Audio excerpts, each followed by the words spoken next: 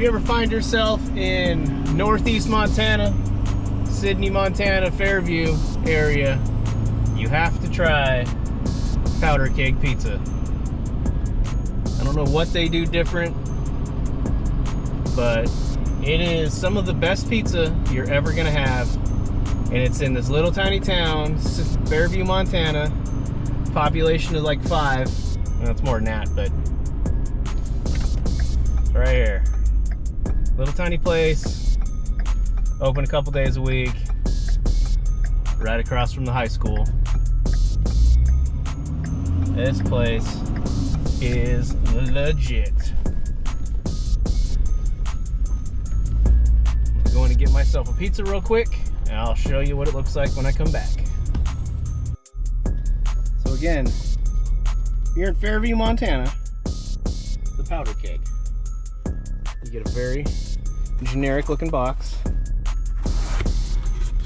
Look at this. Oh my God. I can't wait. Can't wait. This has got all kinds of stuff on it. It's even got dill pickles. Oh, it's so good. Wish you could smell this. It's just absolutely the best pizza I've ever had. I might be a little biased, but whatever. It's the best damn pizza I've ever had, and I've been all over the country. Give it a shot. All right, here it is, Friday morning. Got some loads, got to head over to Dickinson, North Dakota, then run over. So Dickinson to Minot and then back to Dickinson. It's gonna be a round trip deal today. I think it's gonna be some oil field pipe or some oil field stuff. Don't really know, don't really care. Got something to do. Currently, it's like a rain-snow mix. Like 30 something, low 30s. Wind's blowing hard. You know, typical North Dakota May weather. So let's get going. And if you can see it, here we roll.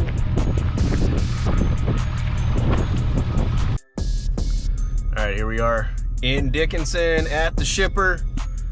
They say the product's not here that I'm supposed to pick up. This dude just showed up. They said somebody picked it up yesterday from some other place and was supposed to bring it here and didn't make it. They ran out of hours and what have you. Look, I know that happens. It's happened to me. It's probably happened to you if you're another hotshot guy or a trucker. If not, well, we have those issues. You know, you run out. You can only drive for so long. You run out of hours and whatever. So these cats, I've been here for about an hour. They said it might show up in an hour, it might show up in 2 hours. Go get breakfast or whatever, but you get a big trailer behind you, it's kind of hard to go park places. You know, a lot of these places that we're at, there's nowhere to park. So you don't know what to do. So I could go find something. I already had my protein drink this morning, kind of messed around, did some stretching, did some body weight exercises before I left the house. Got to do that stuff, you know, you got to stay fit. I mean, I am Spartan Hotshot, so we got that from doing all them Spartan races. So here I sit, hanging out, just waiting. Hopefully, they figure out what they're gonna do. And in the meantime, when I have to sit around, I watch some YouTube, right? So this is one of my favorites. I watch this podcast with Andy Frisella. I'm not gonna get into too much politics, but he kind of has the same mindset that I do. You know, stop giving money to other countries to kill people, you know, but this is basically like, you know, America first. Let's take care of the home. Let's get people off the streets. Let's make sure everybody's fed. Let's take care of us. Screw the rest of the world. You might have that mindset, you might not, but I mean, that's kind of how I am. My wife's got kind of, she wants peace for everybody, you know, so you gotta love that. So anyways, enough of that nonsense. I'll get back to it. Hopefully these guys come out with a forklift and say, hey, we're gonna move that stuff from that trailer to this trailer and I can be on my way. And then we'll see what happens when I get to Minot, because then I gotta pick up and come right back to this exact same place. Hopefully. Hopefully it all happens today and I don't get stuck here.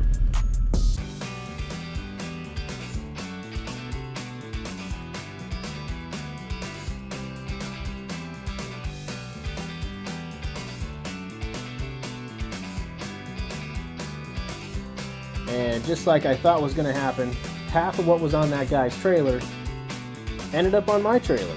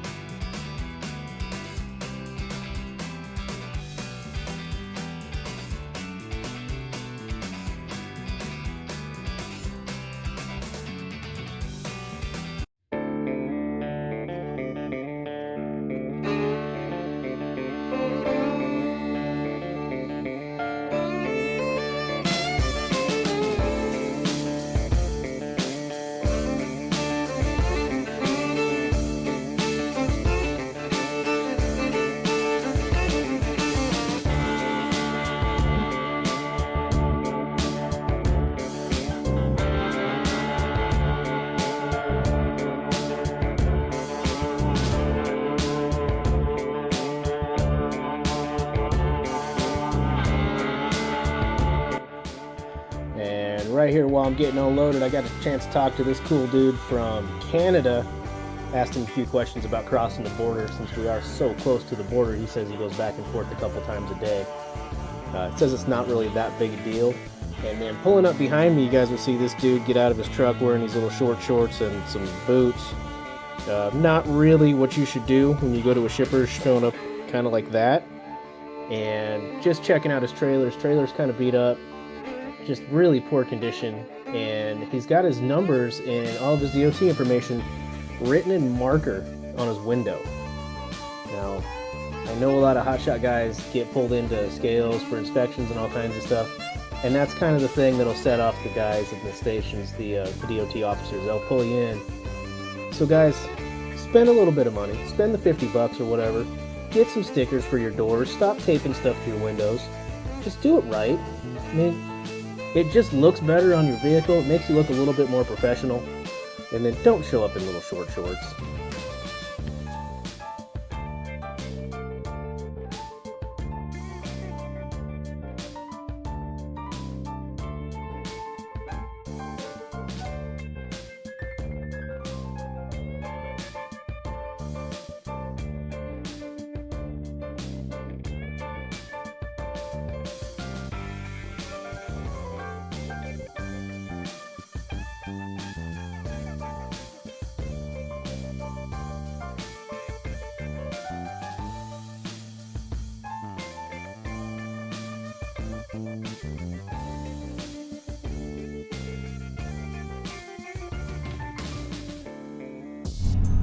So there we go. That was that.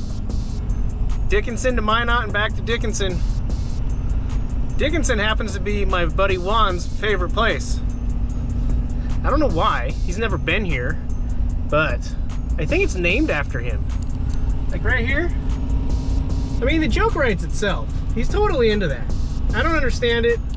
Good old Juan Nunez. If you know Juan, give him hell.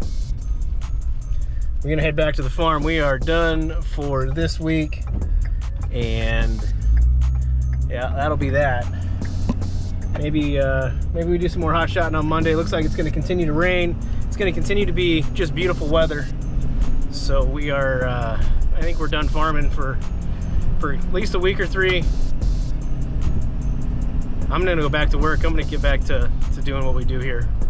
And I do need to talk about some of the things that I've been asked a lot of questions about. Mainly, should I lease on to somebody?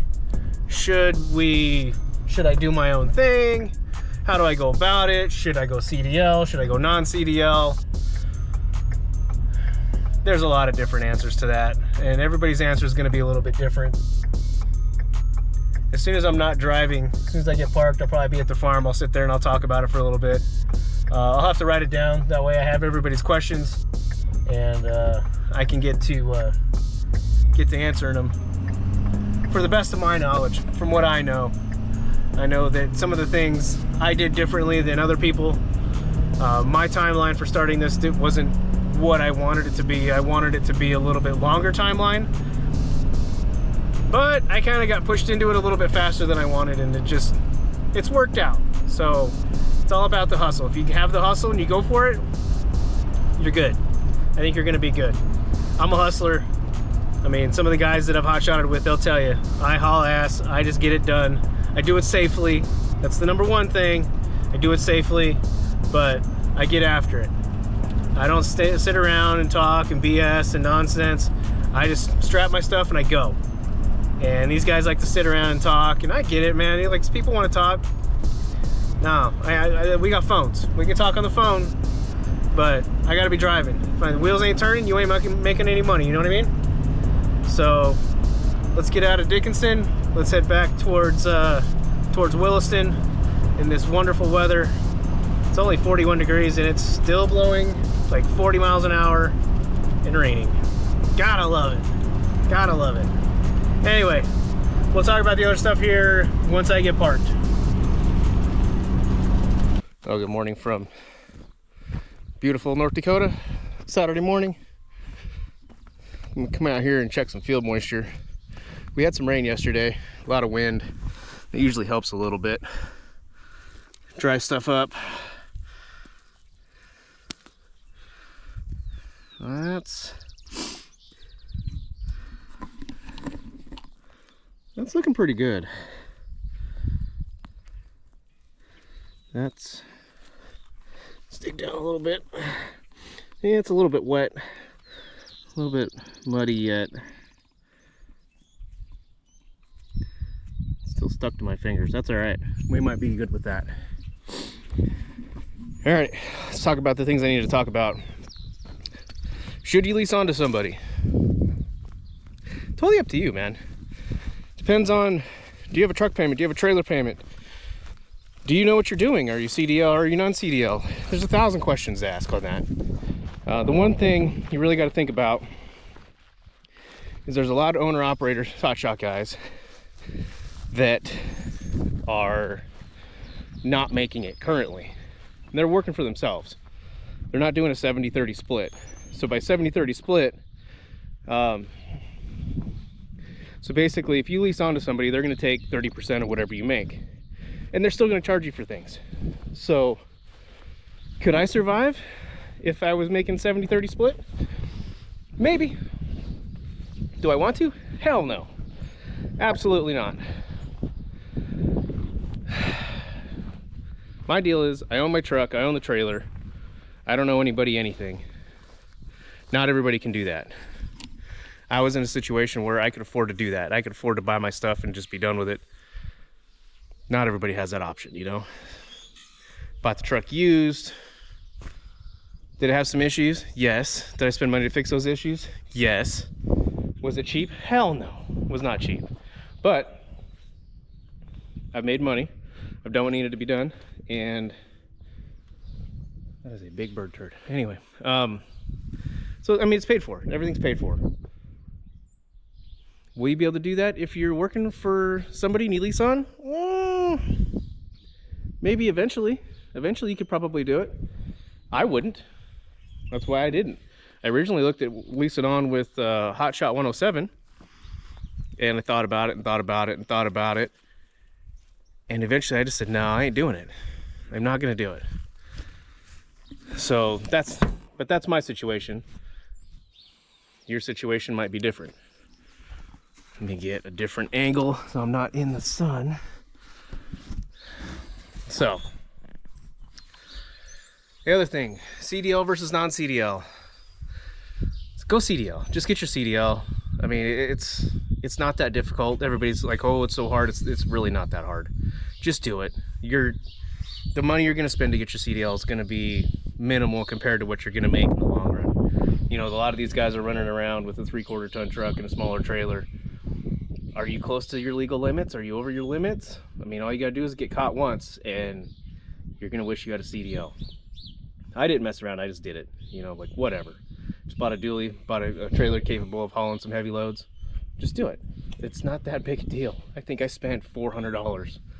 You know, do the online classes, learn all of what you need to learn. You go to the DMV, you take your tests. It's not that hard. Hey, I mean, you're not getting hazmat and doubles and triples and all that stuff. You don't need it. You're just gonna get a regular CDL endorsement. Big deal. You go to a school, costs $300, $400, whatever. No big deal. I mean, maybe you've never driven big stuff. I mean, I have. I've spent a ton of years driving grain truck, and well, I'm not allowed to drive that. My uncle won't let me drive that one. But you know, the John Deere, like I grew up driving that thing. So, you know, whatever. It's the big stuff. It's not a big deal. Driving in traffic, yeah, it's a little bit different, but as long as you just realize that most people are stupid and they don't know how to drive defensively, you're gonna be all right. What was the other thing? So leasing on, oh, get your own authority. That goes along with the leasing on. To get your own authority, there's lots of companies out there that are gonna try to scam you. Lots of companies that are going to say, oh, we'll do it all for you for $1,000 or $700, whatever. It don't cost that much. It's really not that bad. So you go to the FMCSA website, submit to do all your stuff, right? It's gonna line it all out for you. It's all there, right? Just follow along. I think mine total cost me about $400 for absolutely everything. You got to get your DOT number. Your MC comes along with that. You got to do a BOC3, a UCR filing. You have to find a company that is willing to do your yearly drug tests. After that, it's no big deal. You just wait for 21 business days. And I know that the day that I got my authority, I woke up at 1 o'clock in the morning and I was on edge. I was on an absolute edge. Like, am I gonna get it? Am I gonna get it? Am I gonna get it? And I got it. So it's just one of those things. It's not that difficult to do. If you want to pay somebody to do it, then fine, it's your money. You don't have to. It's not that difficult. Just spend the time. You know, it didn't take me that long to get it. And like I said earlier in this video, my time frame for me doing this was accelerated a little bit. So as soon as I got my authority, I'd already purchased my truck, and yeah, I was on it, man. I was just right away, I got after it. But I was working with my factoring company who set me up with a dispatcher, and it worked out for me. I think everybody, once you start, should start with a dispatcher so you can kind of learn the ropes. I had a really good dude. His name was Louis Alvarez. He was working for Pro Dispatch.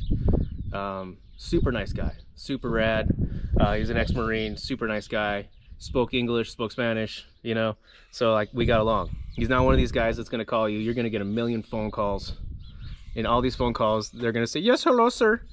How are you this morning? Hang up, instantly hang up.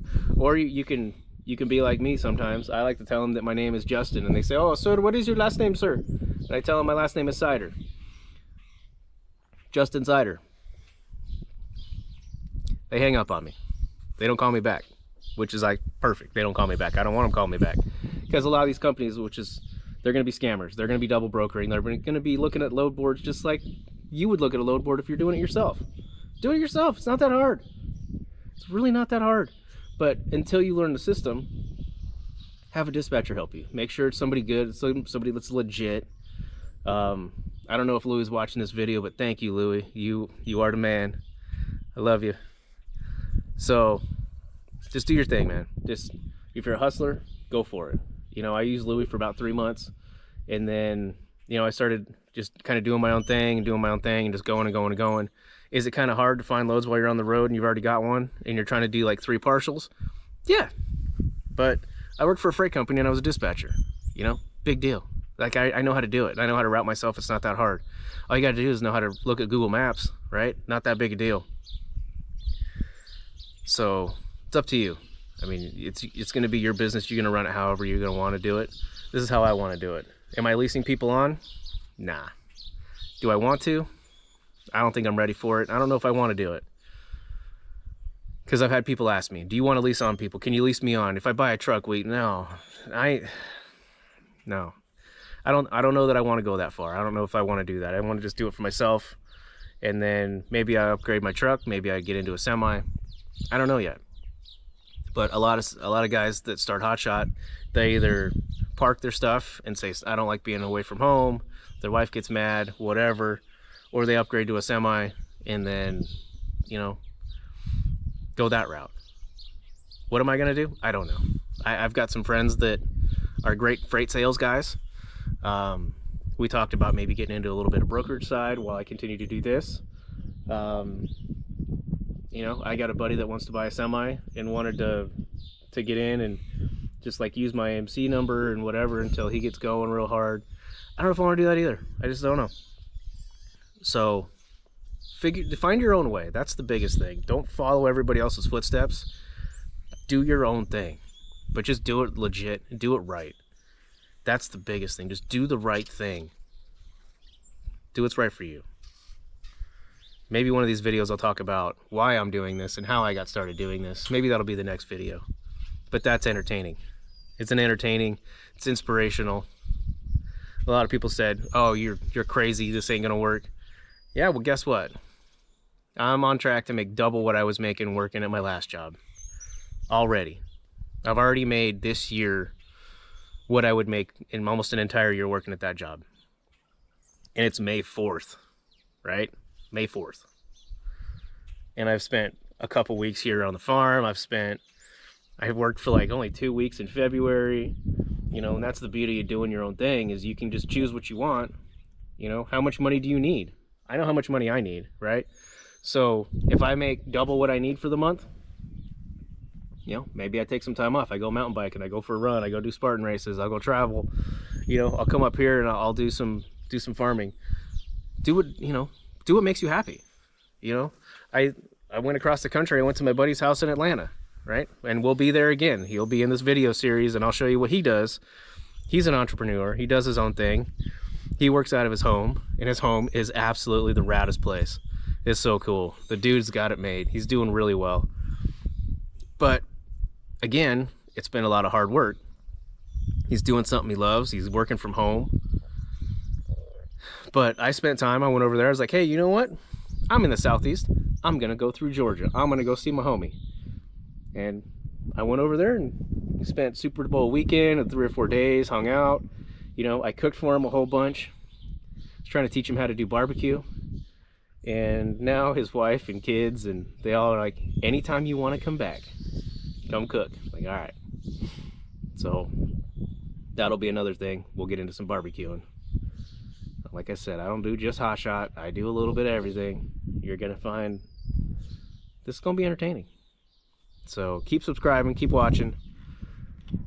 Be the end of this video. I need to actually, while I'm standing over here, I need to get some tractor started and running. We got to do some work. I think it's about time that we possibly get out in this field. But got to get up in this old girl. I love this thing. I've spent I don't know how many thousands of hours in this thing driving in circles. Just a great time. Love this tractor. There was even one time I was hooked up to that and I backed up. We were baling. I broke one of these belts, right? So these belts,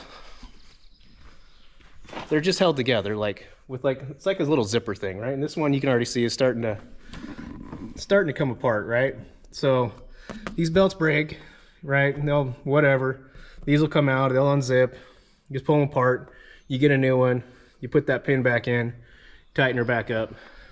Dunzo. But anyway, I was backing this up over to the silage pit, which is over there by the corral when we still had cattle. We just got rid of cattle because they're a pain in the butt. And it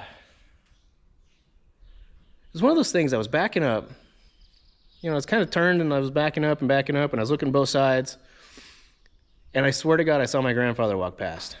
Now my grandfather, he passed away 20 years ago. And I swear to God, he walked past right over there, right by where the old barn was. I stopped, I jumped out. It was just like the most, it was so weird. It was the weirdest thing. And maybe the next video we'll run up and I'll show you where his little plaque is up there on his favorite hill. He had this hill where he'd take everybody up and scare the shit out of everybody. Because as you look out, it's this real steep hill, like this. And he'd always drive up it. And I can just, right now I can hear him laughing in my head. Because as you look out as a passenger, you look out your window, and it's like a sheer cliff. And he's just giggling as he's driving up this thing, and you're bouncing, and it's like this sketchy little farm path. Anyway, these are just memories you get from living up here, doing farm stuff. Let's get a cold start of the old 4430 while we're talking. Turn the radio off. But sometimes, man, sometimes you just get those memories. Station starts. Oh, yeah.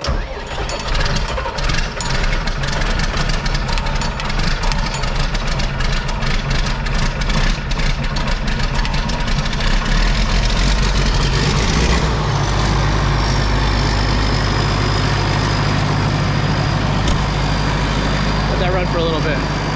Anyway, see you guys in a few days. I was asked on Facebook how I like my Lamar trailer. Love it. I love it. When I bought it from High Desert Trailer Sales in Phoenix, go see my buddy Mike over there. He'll take care of you. Right there. Give him a call. Anyway, I had the rails welded on. Right, I went and bought the ratchets. Bought everything from Mighty. I'll see if I can get a link in the description for Mighty. One of these I'll go over all the equipment that I use.